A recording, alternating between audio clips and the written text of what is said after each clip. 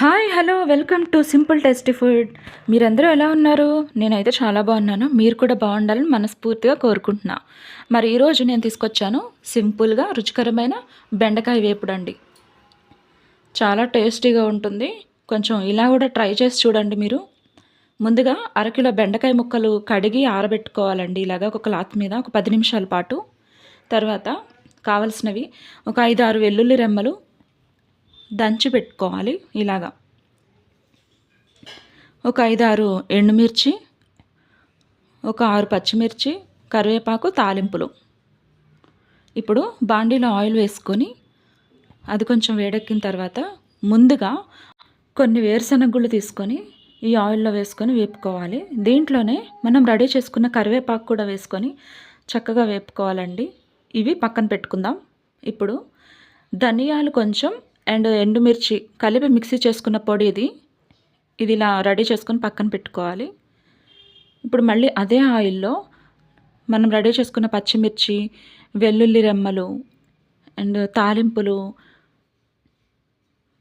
వేసుకొని కొంచెం మనము దోరగా వేపుకోవాలి. ఇప్పుడు దీంట్లోనే పసుపు కూడా యాడ్ చేయాలండి.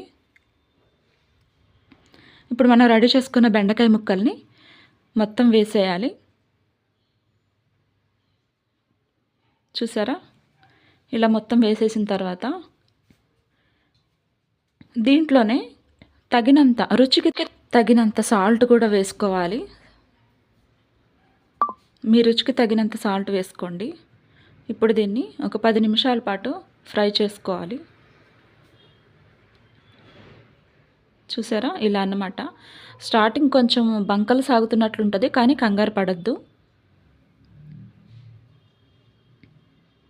దీంట్లో మనం రెడీ చేసుకున్న ధనియాల పొడి, ఎండుమిర్చి పొడి వేసేయాలి. దీంట్లోనే కొంచెం ఒక 3 టీ స్పూన్లు శనగపిండి వేస్తున్నానండి. చూడండి. వేసుకున్న తర్వాత ఒక 10 నిమిషాల పాటు మనం ఫ్రై చేసుకోవాలి. చూసారా? ఇలా అన్నమాట. చక్కగా బెండకాయలు, లేత బెండకాయలు అయితే చాలా త్వరగా అయిపోతుందండి. మొత్తం కలిపి ఒక 15 మినిట్స్లో అయిపోతుంది. దీంట్లోనే ఫైనల్గా వేరుశనగ గుళ్ళు, కరివేపాకు వేసుకొని కలుపుకోవాలి. అయిపోయిందండి. చాలా సింపుల్గా, చాలా టేస్టీగా రుచికరమైన బెండకాయ ఫ్రై అయిపోయింది. ఇదే బెండకాయ ఫ్రై ఇంకో ప్రాసెస్లో కూడా ఉంది, అది తర్వాత చూపిస్తాను మీకు. మరి నేను చేసిన ఈ బెండకాయ వేపుడు మీకు నచ్చింది కదా? ఒకవేళ నచ్చినట్లయితే మన ఛానల్ని సబ్స్క్రైబ్ చేసుకోండి, లైక్ చేయండి, షేర్ చేయండి. నా నుంచి మరిన్ని నోటిఫికేషన్స్ మీకు రావాలి అంటే బెల్ బటన్ క్లిక్ చేసి ఆల్ నోటిఫికేషన్ ఆన్లో పెట్టుకోండి. మళ్ళీ మరొక వంటకంతో మీ ముందుకు వస్తాను. అంతవరకు బాయ్.